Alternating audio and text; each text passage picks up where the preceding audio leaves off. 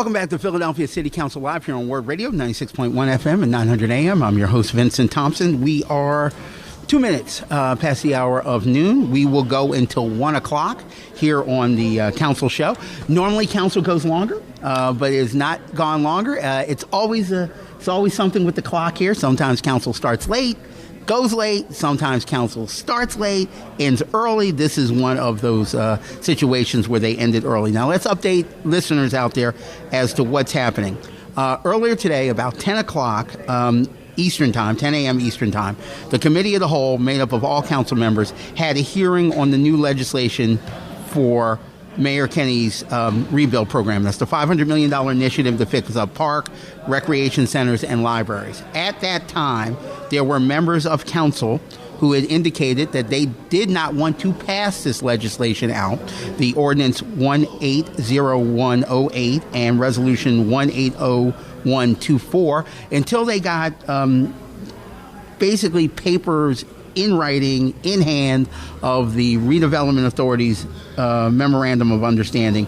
The legislation, the paperwork, the MOU, according to the administration, has been signed off by the building trades and the Redevelopment Authority, but not signed on the dotted line. So council members want that agreement, a signed agreement, before they vote. So council has recessed that Committee of the Whole hearing until 1:30 Eastern Time today. They have also recessed the council session until 1:30 p.m. Hopefully, the possibility of getting the Committee of the Whole to vote it out of committee and then have a first reading on the floor today at 1:30. Now, we at council, see, that's what happened. Followed it really well. Well, it doesn't hurt to be a former chief of staff of this building where I can figure that thing out.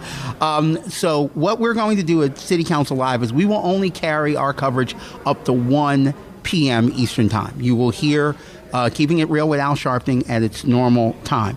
If you are interested in watching the rest of the hearing, go to phlcouncil.com. You can watch it online there.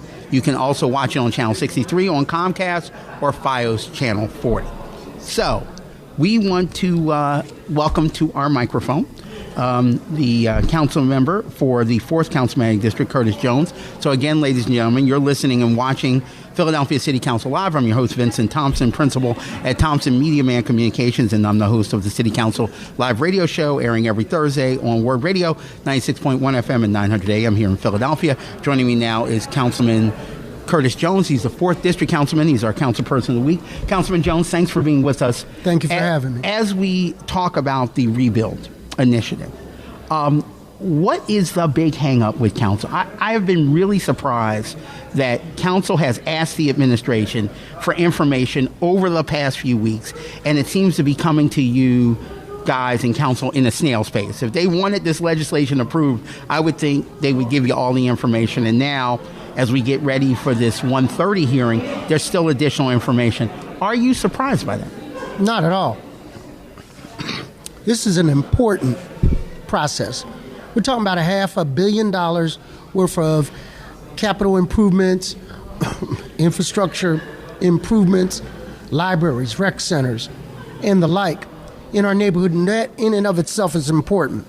But what is also important is the young man sitting in a barbershop right down the street from the rec center that wishes they could find a living wage, a active trade, so that they could provide for their families. And that is an imperative too. So what you heard was Councilwoman Parker, Council President Clark, Councilwoman Cindy Bass raised this issue, which is quite frankly not the first time it was raised. Where are the agreements between the 17 trades that will go into making these infrastructure investments, and where are they at on inclusion? Making sure that it is a diverse workforce that builds those buildings. And I think it was Councilwoman Parker who put it best, that what good is it if you have a brand new rec center, but you don't have opportunity for the kids that grow up in that rec center? And so this is a not just symbolic pumping of the brakes to make sure that that detail is in there. I'll give you the analogy that if we were at a settlement table and we were transferring property from one to another, and you told me, well, the settlement check is on its way. Just trust us. It'll get there. Let's proceed. You'll see it. With the settlement, transfer the title on good faith. Well, for maybe 99% of the people out there, that's probably true. But we're in government. We're dealing with millions of dollars. And we want to see that agreement that becomes a part of this legislation before we pass it out of committee. Because if we keep kicking this can down the road and not have those assurances in writing, what is the best predictor of future performance is past performance. We always get we got you, it's going to happen, and it never happens. And so I think this council has a resolve that they want to see it to believe it. And so we recessed, and the check is in the mail. Well, we'll wait for the mail. It sounds like there's not that council members want the rebuild program. They want rec centers and libraries fixed in their district. But before the legislation is signed off and approved, they want to make sure that everything is right. And you do have some time. I mean, the last session of council isn't until June 21st. So it's not like it has to be approved today or tomorrow. Am I getting the right sense? No, you're right. There's no sense of urgency today, except for the fact that we've been waiting 100 years to be included. That's the urgency. Right. And so if some members have some angst, if some members are a little bit the doubting Thomas, it's not unwarranted.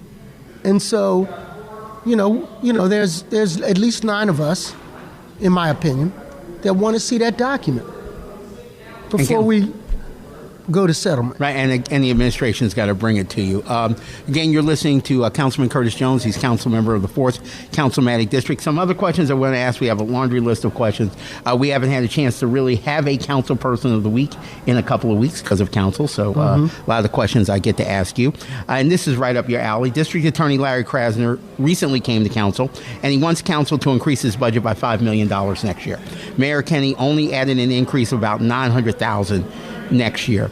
Do you think Larry Krasner will get that $5 million? That's a lot of money to ask for from a department. Well, I don't know. That's going to be a negotiation that might go up to the last day of city council as we set our priorities in different departments. Right. Do we take care of the school district? Do we look out for firemen and policemen? All of these things have to be balanced out.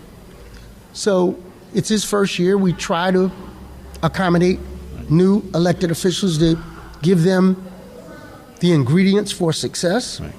However, $5 million is a lot of money. Right. So somewhere between the $900,000 and the $5 million will probably be where he goes. What I like about him is that in his form of justice, he is a bean counter. He is saying, here's what a life sentence costs. Here's what a murder investigation costs. And are there priorities by which I want those murder investigations to happen? But if we're talking about people who have relapses and petty thefts, which one do you want to make sure to assure the public safety? My priority is on murder investigations, armed robberies, rapes, assaults. Not on, Pookie had a relapse, and we're going to put him away for 6 months at $160 a day when he should be at a $50 a day rehab. So when you start to look at criminal justice reform and what the district attorney's role is, if you note, we're closing a prison. We're closing House of Correction. House of Correction. That'll be in 2 years. It's projected that that's going to be an $11 million a year savings. Wow. Well, some of that money that we save from that can help to further justice by giving some extra resources to the district attorney, the Defenders Association, the pre-entry kinds of programs, to pardons, to those kinds of things that keep people out of the system. So we're looking at how much do we give back to the general fund for potholes, Right. and how much do we reinvest in justice to keep those savings coming. But in your conversation just there, you said there's probably a sweet spot. So does that sweet spot include $5 million for... It ain't that sweet. Okay. But so what we're hearing right now is there will probably be an increase in Larry Krasner's budget, but he probably shouldn't expect to get $5 million. He might not get a home run this year. Okay. All right. Let's ask you about the budget, fiscal year 2019 budget. Council's still debating it. One of the big issues about the budget is how to pay for schools. Mayor Kenny is asking for a 4% property tax increase in next fiscal year budget to help pay and close a nearly $1 billion deficit that the school district expected to have over the next 5 years. Do you support a 4% property tax hike? Every council member I speak to says they can't see a 4%. They might agree to a 1-2%, but they're not going for 4. What say you? I say no. No to what? No property tax at all? So I am reluctant to every year, and I've been here a couple of years now, there is a almost ritual where they go to a schoolyard, they grab some kindergartners, they put a metaphoric gun to their head and say, if you do not increase property taxes on people with fixed incomes, the elderly, the working poor, we're going to cancel recess. And every one of those times I have voted affirmatively for that increase. Progress on the academic achievement level has been slow but steady, but slow. Right. And that goes back to previous superintendents, too. I mean, I worked under two of them, Paul Vallis and Arlene Ackerman, and it's been incrementally slow, almost turtle walking slow to today. And so my feeling is that, and particularly in the 4th District, I have the largest number of seniors on fixed incomes. They can't go move somewhere else. They are stuck to pay the bill. I am not going to knock on another door where I say, hi, I'm Curtis Jones, Jr., and I just increased your taxes again. So we have to find some other creative ways to do that. We're closing prisons. Right. We're saving money.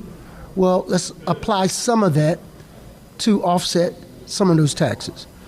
And these aren't mean people that I talk to. They care about public education, but it is difficult when you're retired to make $1 out of 50 cents. Right. You have to make some critical choices. So as of right now, Councilman Jones, you would not be voting for a property tax increase? I would say no. Okay. Do you get a sense that Mayor Kenny has 9 votes on council as of this time for any property tax increase? You're well plugged in. You used to be the majority leader. Do you get that sense that he has 9? I would say no. Okay. So he still has a lot. He still has a lot of work to do. He has a lot of work to do. And I'm going to be really frank. Like, we just found out about the $33 million. That's what I was going to ask you. That was missing. Right. Like, so you, on one hand, are asking us, and I support the mayor, on 95% of what he does.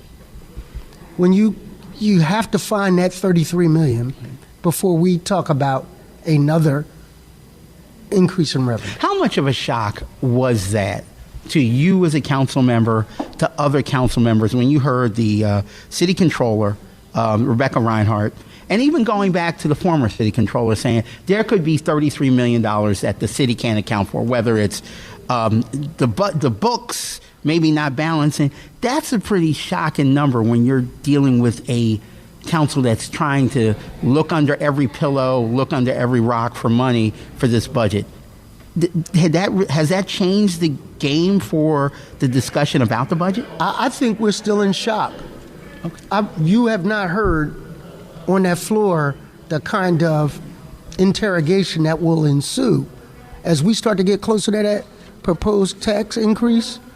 I got some council members like Councilman Dom who really spent a lot of time on the finance side of our budget, the accounting side of our budget.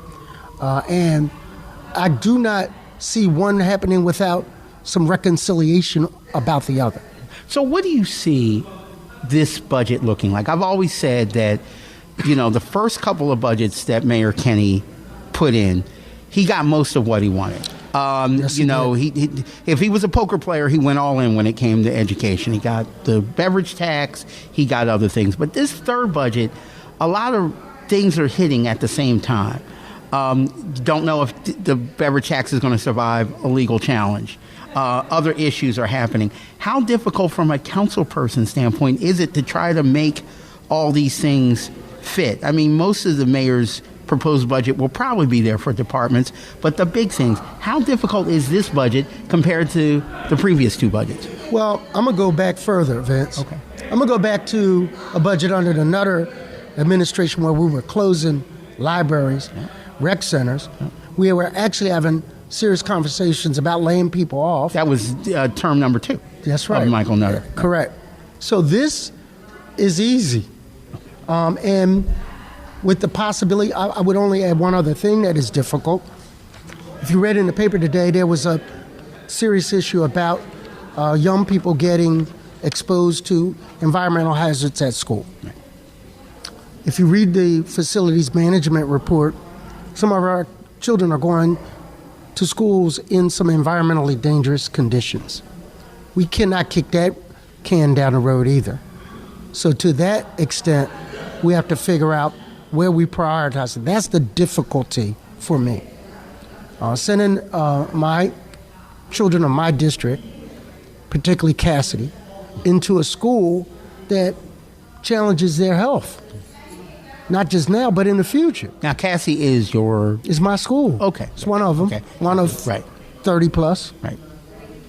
Just for listeners who might not know where Cassidy was. Cassidy's in the Overbrook section of Philadelphia. We're speaking with Councilman Curtis Jones. He's the 4th District Council person. He's our Council Person of the Week. You're listening to Philadelphia City Council Live on WURD Radio, 96.1 FM and 900 AM. I'm your host, Vincent Thompson. This is our way of letting folks know about the council people, how they feel about certain things. Councilman Jones, we have a brand new segment that we're doing here. We're just kicking it off with you. We haven't had a chance to kick it off with other council members because we haven't had a lot of time. It's called the Council 5. These are 5 questions I'm going to ask every council person every week to let listeners know about their council member. These are things that we have also agreed to do with council's social media team. That's why we are videotaping these events now. So you'll start seeing them on your YouTube channel somewhere in the near future. So stay tuned. I'll let you know when they are. So let's start with the Council 5 questions. The first question is, what are your top 3 priorities and areas in this fiscal budget? Criminal justice reform. We just closed a prison, and I want to continue to reduce the census on State Road, close down the school to prison pipeline. That's number 1. Number 2 of my priorities is economic development. One of the reasons why people go to jail is lack of income, revenue, and ability to provide for themselves and their family. We just invested $50 million at 59th and Market, bringing 300 jobs immediately, turnkey, and another 100 to be recruited once the place opens. So economic development is my... What's that place at 59th and Market for people who might It's not called know? New Market West. Okay, all right. And it's going to be a poor man's piazza, like they have it. You know, we're going to do it up like big. the Piazza at Schmitz. Yeah, absolutely. So we want one of those. My third priority is education.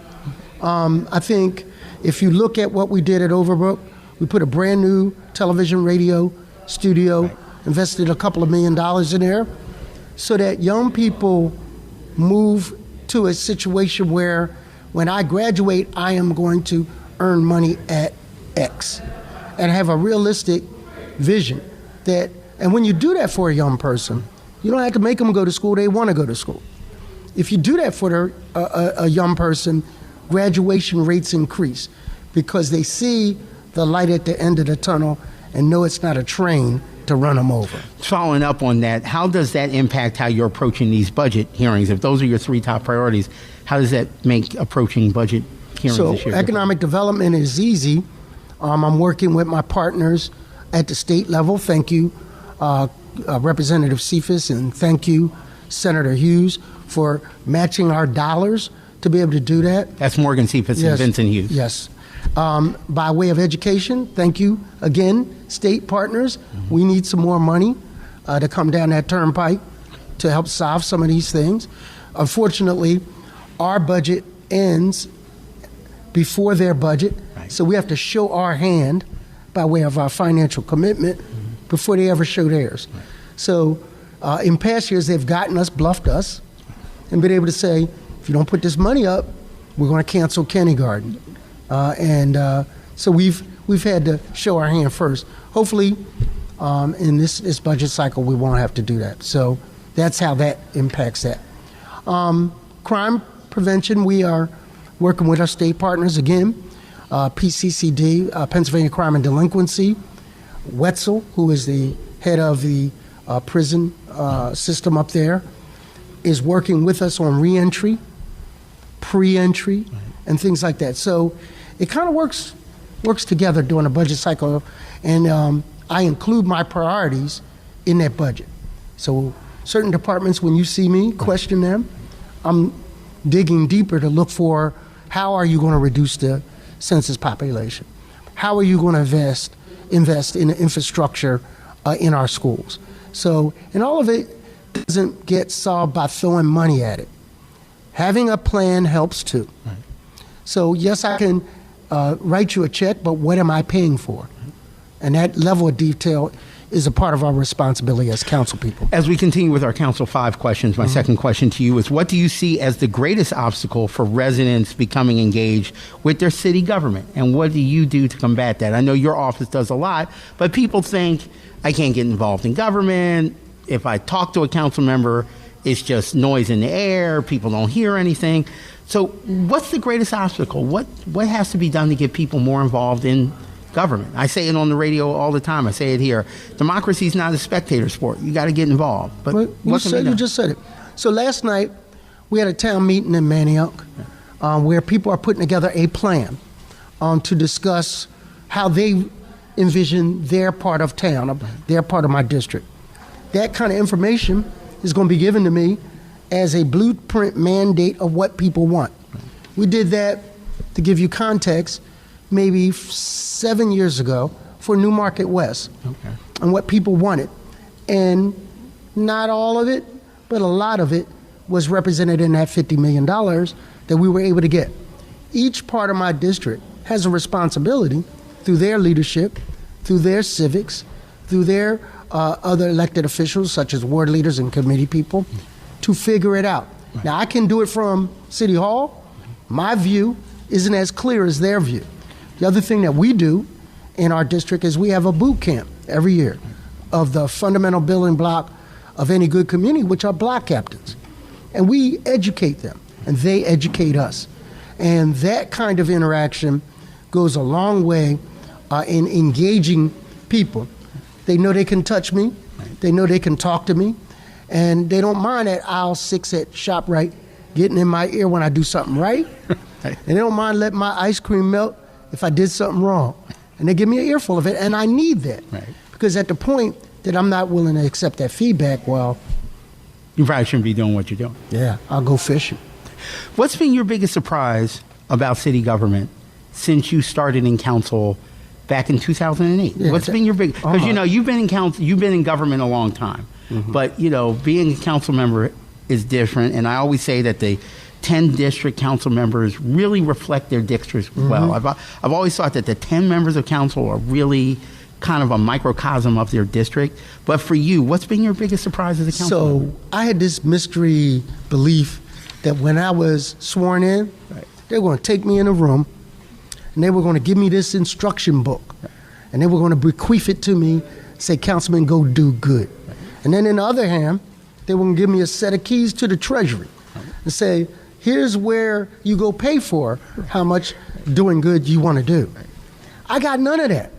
And then I reflect on what then Mayor Nutter told me, that you really aren't going to know what you're doing until your third term.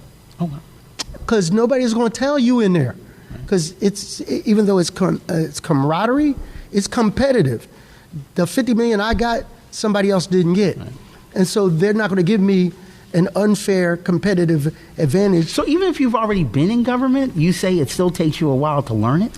I had to figure out the code to the bathroom. No one told me. I was banging on the door. No. If you will humble yourself, I rode around with President Clark in my first year. Right. President Clark, Councilwoman Blackwell have had a long history of development in their community, getting stuff done and building things. So I wanted to see how it was done. And I took the time to listen. And the reality is, if it takes long in the private sector, it takes 3 times as long in the government sector. And you have to learn how to move that and maneuver that to get an end result. That was my surprise. Now, we've already talked about some of the items on your legislative agenda, so I'm going to skip to question number 5. What's the biggest misconception about city council members? That they don't work hard. Now, I'm speaking for myself, and I'm going to go ahead and speak for others. Right. So the belief is that when we settle this budget, everybody goes to sit on the beach. Right, when you go to council, when we don't have any council sessions, right. There's the belief that, council stops working.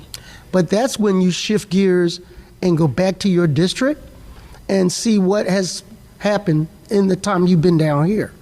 So potholes get worse, streets gets worse. We do neighborhood tours. I've done tours in Winfield where they take me around to 20 different sites and say, we need this fixed. And they expect it fixed. I've done tours in Ridge, Allegheny, and Hunting Park, where they'll take you and you walk through alleyways and driveways and get to see the possums up close and personal. And you have to figure out solutions to that. I'm looking forward to doing a retreat with representatives from the lower end of the 38th and the upper end of the 28th. We're talking wards.